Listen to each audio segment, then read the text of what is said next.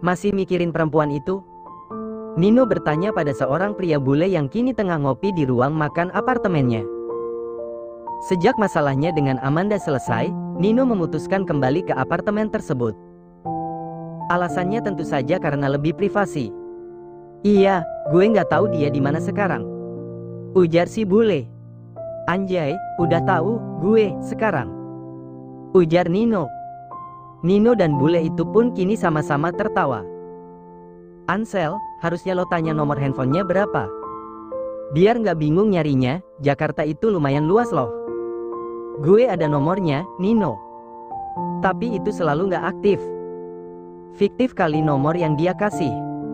Nino menyeduh kopi, lalu duduk di dekat saudara angkatnya itu. Nggak mungkin, soalnya sampai beberapa waktu yang lalu kami masih keep in touch. Masih telepon, WhatsApp. Udah punya pacar kali dia, terus cowoknya marah pas lihat lo WhatsApp. Terus HP-nya disita deh, kalau nggak dibanting. Heh, nggak tahu deh, ujar Ansel kemudian.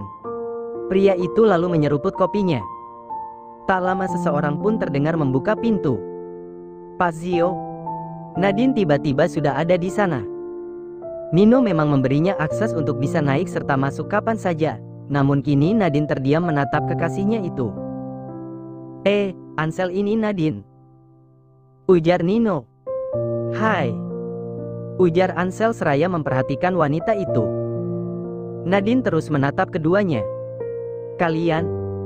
Oh, no, ujar Nino seakan tahu isi kepala Nadine. Nat, ini saudara aku. Aku nggak memiliki kecenderungan asteris yang menyimpang, ujar Nino berusaha menjelaskan. Sementara kini Ansel tertawa. Sini, duduk. Nino membawa Nadine untuk duduk bersamanya. Ia lalu menjelaskan semua sampai akhirnya Nadine mengerti. Siang harinya setelah kepulangan Nadine, Nino menemani Ansel ke rumah sakit. Kebetulan saudaranya itu agak sedikit menderita flu. Mungkin karena perubahan cuaca dan iklim yang mendadak dari satu negara ke negara lainnya. Sampai di rumah sakit, Ansel pun menemui dokter dan dia mendapat resep obat. Ketika hendak menebus resep obat tersebut pada tempat yang telah diberitahukan oleh dokter, tanpa sengaja Nino melihat Amanda yang tengah berjalan menuju ke suatu arah. Nino lalu menyusul wanita itu dengan diikuti oleh Ansel. Amanda, panggilnya kemudian. Amanda menoleh. Nin, hei, apa kabar? Tanya Amanda. Baik. Manda, ini saudaraku, Ansel. Nino memperkenalkan Ansel pada Amanda. Saudara dari orang tua angkat kamu? Ya. Hai. Amanda mengulurkan tangannya, begitu pula dengan Ansel. Ini, bukannya perempuan yang lo cari? Tanya Ansel pada Nino. She's pregnant? Lanjutnya kemudian. Nino mengangguk, lalu ia dan Amanda pun tersenyum. Nino sedikit menjelaskan jika dirinya dan Amanda sudah tidak ada apa-apa lagi. Oh, jadi begitu, ujar Ansel. Lagi-lagi Nino dan Amanda mengangguk. Nino sendiri baru sempat bercerita pada Ansel hari ini, karena terlalu sibuk dengan pekerjaannya. Kamu di sini ngapain? Tanya Nino pada Amanda. Periksa kehamilan? Lanjutnya lagi. Enggak, temannya Arka kecelakaan. Tapi udah lumayan sehat sekarang. Cuma, dia nabrak salah satu karyawan aku dan karyawan aku belum sadar sampai hari ini. Amanda menoleh pada sebuah ruangan yang di depannya terdapat kaca besar. Nino dan Ansel pun menengok ke dalam. Intan? Ansel berujar sambil terus memperhatikan Intan. Sementara Amanda dan Nino tampak terkejut. Mereka tak menyangka jika Ansel mengenal Intan. Kamu, ujar Amanda. Belum sempat ia melanjutkan kata-kata, Ansel sudah masuk ke sana. Ia begitu panik dan sedih mengetahui Intan terbaring di tempat itu. Amanda dan Nino saling bersitatap lalu menyusul Ansel. Ansel. Nin, dia kenapa Nin? Tanya Ansel pada Nino. Dia koma, ujar Amanda. Seketika wajah Ansel langsung terlihat lesu, digenggamnya tangan Intan erat-erat. Dia teman saya, kami pernah bertemu beberapa kali, ujar Ansel pada Amanda. Dia cukup lama ada di sini, ujar Amanda. Apa saya boleh mengunjungi dia setiap hari? Amanda mengangguk. Ansel pun kini kembali memperhatikan Intan. Tak lama kemudian, Arka mengirim pesan singkat pada Amanda. Nin, Arka nyariin aku. Aku balik ke ruangan Rio, ya. Kalau kamu mau ke sana juga nggak apa-apa, ke sana aja. VIP 122, ruangannya. Aku nemenin Ansel dulu. Entar dia histeris lagi, kalau aku tinggalin sendirian. Ya udah, aku balik ya, ujar Amanda. Nino lalu mengantar Amanda hingga ke depan pintu ruang, tempat di mana Intan dirawat. Nggak apa-apa kalau aku sama Ansel di sini? Nggak apa-apa, lagi pula orang tua Intan nggak bisa ngawasin terus. Mereka orang sibuk. Ya udah, kamu hati-hati balik ke sana. Amanda tersenyum lalu meninggalkan tempat itu. Ketika sampai di ruangan Rio, Amanda menceritakan jika tadi ia bertemu Nino dan juga Ansel. Arka pun tak menjadikannya masalah. Namun tiba-tiba Amanda teringat jika ada sebuah data yang harus ia ambil di handphone lamanya. Jadi kamu mau pulang ke penthouse? Tanya Arka pada istrinya ketika Amanda menyampaikan maksud pada suaminya itu. Bentar doang, ini aku minta anterin Pak Darwis. Biar aku aja, ujar Arka. Nggak usah, kamu ninggalin Rio sendirian. Nggak apa-apa, men, ujar Rio kemudian. Udah nggak usah, kesannya aku tuh ibu-ibu hamil yang nyusahin banget. Kayak ibu-ibu hamil manja tahu nggak? Arka khawatir sama lo, ujar Rio membela sahabatnya. Kadang berlebihan, Ri. Pengen gue gedik palanya. Rio tertawa demi mendengar pernyataan tersebut. Ye, namanya juga suami sayang. Suami siaga, ujar Arka membela diri. Saking siaganya kayak security komplek kamu. Amanda tak kuasa menahan senyum. Arka dan Rio malah tertawa. Tuh Pak Darwis udah di depan, aku balik dulu ya. Hati-hati, kalau udah sampai kabarin dan cepet balik lagi. Iya papa, ujar Amanda lalu mencium bibir suaminya itu. Arka terkejut namun wajahnya memerah. Gemes deh kamu kalau lagi malu, kayak pantat monyet, ujar Amanda mencubit pipi suaminya, sementara Rio tersedak karena menahan tawa. Kalau kayak gini kelihatan bocilnya ya, Ri. Amanda meminta persetujuan Rio. Emang Arka masih bocil, lo aja yang doyan. Iya, dia yang merusak gue tahu, ujar Arka pada Rio. Amanda hanya tertawa lalu berlalu. Setelah kepergian istrinya itu, Arka pun mulai bercerita pada Rio tentang apa yang belakangan menimpanya dan juga Amanda. Brengsek tuh perempuan. Rio terlihat begitu marah. Padahal kayak cewek kalem dan baik-baik ya, itu si Rani, ujarnya lagi. Ya gitulah, bro. Kadang penampilan menipu. Tapi semua itu karena bapaknya mereka juga. Maksud lo bapak mereka? Hah? Arka menghela nafas. Rani dan Amanda itu ternyata satu bapak. Maksud lo, bokapnya Amanda nikah lagi? Enggak, dia memperkosa ibunya Rani di malam sebelum dia nikahin ibunya Amanda. Anjrit. Dan lo tahu siapa bokapnya Amanda? Siapa? Tanya Rio penasaran. Pak Aman. Hah? Pak Aman yang? Ya, yang produknya gue iklanin. Anjrit, kakek Sugiono juga tuh orang. Bangsat, emosi gue. Gue juga nggak ngangka, perempuan sebaik Amanda punya bapak modelan kayak dia. Lo tahu Bu Vera kan, asistennya dia? Bu Vera, iya. Sempet gue ketemu waktu itu, kan gue juga pernah casting buat produknya mereka. Vera itu lagi hamil adiknya Amanda. An. Rio menahan umpatannya dengan mencoba menghela nafas. Sumpah, gue emosi banget kak. Gue sehat aja nih, ketemu. Gue hajar tuh si kakek Sugiono, sebel banget gue. Apalagi gue, kalau nggak mandang Amanda aja. Abis tuh orang. Di penthouse, Amanda membuka lemari dan meraih handphone yang sudah lama ia letakkan di sana. Baterai handphone tersebut kini hanya tersisa 10% saja. Amanda kemudian mencas handphone tersebut dan mulai membuka-buka pesan yang masuk. Awalnya biasa saja, karena isinya hanya pesan-pesan karyawannya mengenai pekerjaan. Namun tak lama kemudian, ia membuka semua pesan dari Intan. Dalam sekejap, jantung Amanda pun berdegup kencang. Intan membeberkan semua bukti tentang Rani. Wanita itu benar-benar terkejut, apalagi melihat ada keterlibatan Aman dalam rencana itu.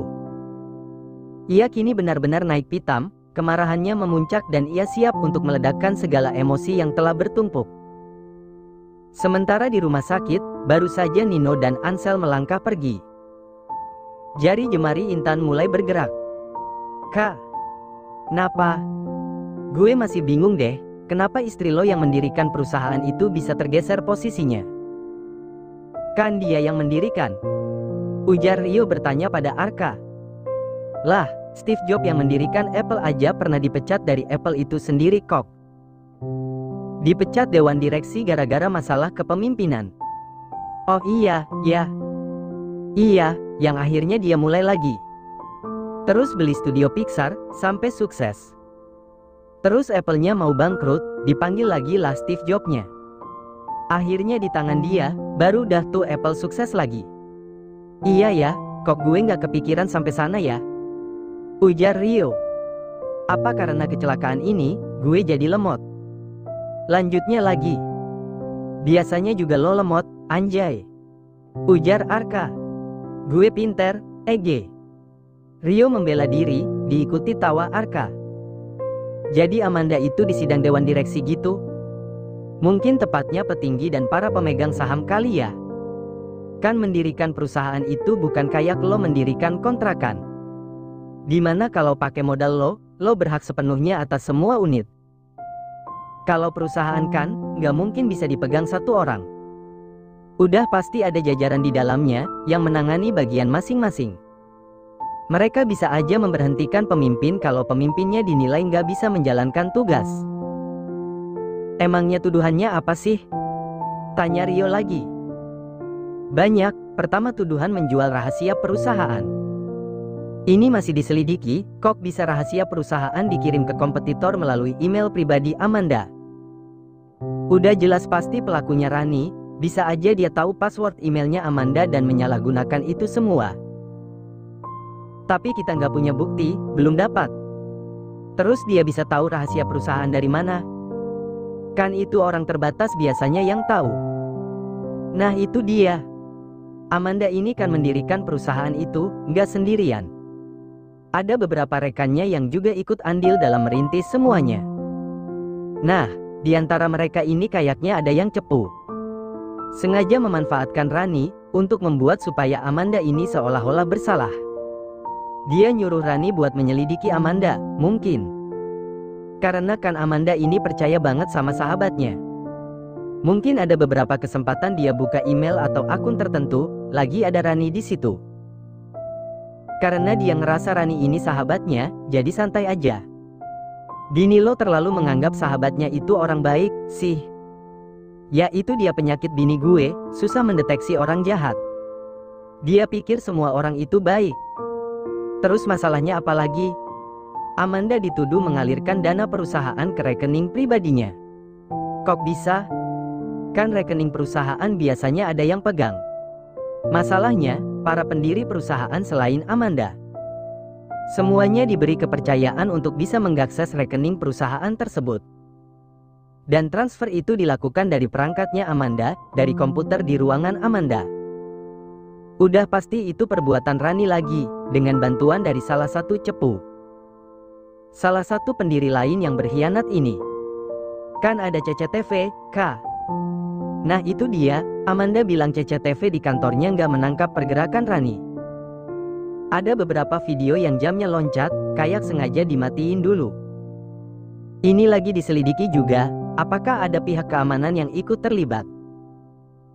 Yang jelas mereka berkomplot, nggak cuma Rani sendiri. Hah. Rio menghela nafas. Gila, ya. Gue mendingan jadi bos kos-kosan aja deh, Kak. Nggak pengen gue jadi CEO, direktur, presiden direktur. Bodoh amat, kalau gue mesti pusing kayak Amanda. Mana lagi hamil, masalah datang segitu gedenya. Puyeng tuh pasti istri lo. Nangis mulu, Ri. Sampai kasihan banget gue ngeliatnya. Mana gue cuma bisa bantu seadanya lagi. Ya gue mana ngerti soal perusahaannya. Kalau gue ngerti mah, gue bantuin. Tapi untung dia nggak kenapa-napa, ya. Bayi-bayi lo nggak ada masalah, kan? Untungnya sih, nggak. Pak Arka. Tiba-tiba seorang perawat masuk. Iya, Sus. Pasien di kamar 203 sudah siuman. Hah? Oke. Ri, gue ke Intan dulu. Gue ikut. Ujar Rio. Ribet, Ri. Udah lo di sini aja. Iya. Ujar Rio kemudian. Arka pun bergegas, mengikuti langkah perawat yang tadi memberitahunya. Ia menyambangi ruangan, tempat di mana Intan dirawat. Intan. Arka mendekat ke arah gadis itu. Arka. Hey, are you okay? Intan mengangguk lemah lalu tersenyum tipis. Bu Amanda mana? Tanya Intan kemudian. Dia lagi pulang, ada yang mesti dia urus. Kak, Mbak Rani. Dia. Kita udah tahu, udah kejadian Tan. Amanda sekarang sudah dinonaktifkan sementara, Rani tiba-tiba yang menduduki posisi Amanda. Intan tampak begitu lesu. Apa Bu Amanda nggak baca pesan aku selama ini? Pesan apa? Tanya Arka bingung. Bukti-bukti kejahatan Mbak Rani, semua aku kirim ke handphone Bu Amanda. Handphone yang mana? Ya yang biasa, 0389. Arka terhenyak, nomor itu ada di handphone yang disimpan Amanda dalam lemari. Kak, aku udah dapat bukti kejahatan Rani, sekarang aku mau menemui saudaraku yang asteris itu. Amanda mengirimkan pesan singkat, yang membuat suaminya kaget sekaligus syok. Oh, no. Arka berujar dengan nafas yang memburu. Kenapa, Kak? Tanya Intan. Amanda, dia udah baca semua pesan kamu dan dia mau bertindak sendirian. Cepat susul, Kak. Mbak Rani itu berbahaya, di belakangnya ada banyak yang mendukung dia. Ujar Intan lagi. Arka bergegas menuju ke halaman parkir. Segera saja ia masuk ke mobil dan meninggalkan pelataran rumah sakit. Di sepanjang jalan ia terus menelpon Amanda, namun wanita itu tak mengangkat. Amanda, please. Arka begitu resah, entah mengapa feelingnya mengatakan jika Amanda ada di kantor. Dan benar saja, dari kejauhan tampak wanita itu sedang bertengkar dengan Rani di luar pagar kantor. Entah kebetulan atau apa, yang jelas kini mereka ada di sana. Gue udah nemuin semua bukti kejahatan lo, semua dikirim di handphone ini.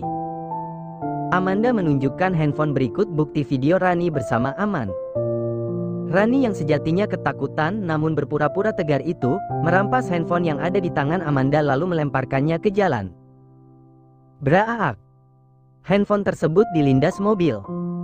Pada saat yang bersamaan Arka muncul dan melihatnya. Rani tersenyum jumawa lalu pergi meninggalkan tempat itu. Manda, kenapa kamu bawa handphonenya ke sini? Itu semua bukti ada di sana. Arka begitu kesal pada istrinya, namun Amanda malah masuk ke dalam mobil. Manda. Arka ikut masuk ke dalam mobil. Amanda, kamu udah menghilangkan bukti. Aku nggak bodoh, Arka. Backup datanya udah aku sebar di mana-mana. Di handphone satunya, handphone kamu, handphone Rianti, handphone Rio dan aku simpen juga di flash disk dan laptop aku. Kita punya banyak backup-an. Arka melihat handphonenya, ternyata memang banyak video dan foto yang dikirim oleh istrinya itu. Kirain, Manda. Kamu nggak berpikir sejauh itu. Kak, aku nggak sebodoh itu. Cuma kadang teledor aja. Aku tadi sengaja, biar Rani kepedean. Supaya dia mengira aku bodoh, karena sudah membeberkan bukti di depan matanya. Sekarang dia pasti ngerasa bebas, karena udah menghilangkan barang bukti. Tanpa dia sadar, kalau aku pakai iPhone, mau dilindas UFO sekalipun perangkatnya, aku masih punya iCloud penyimpanan yang bisa diakses kapan aja. Iya juga ya, Rani kok bodoh. Emang, ambisi doang gede, otak seuprit. Paling dia bisa ke posisinya sekarang ini karena dibantu cepu perusahaan, bukan dia ngide sendiri. Jadi rencana kamu apa selanjutnya? Tadi kan udah tuh, 1. Dia udah ngira aku kalah, ya udah. Aku mau pelan-pelan, biarin dia seneng-seneng dulu. Sambil aku dan loyalisku menyelidiki, siapa aja yang terlibat. Baru dah tuh, aku akan bales dia.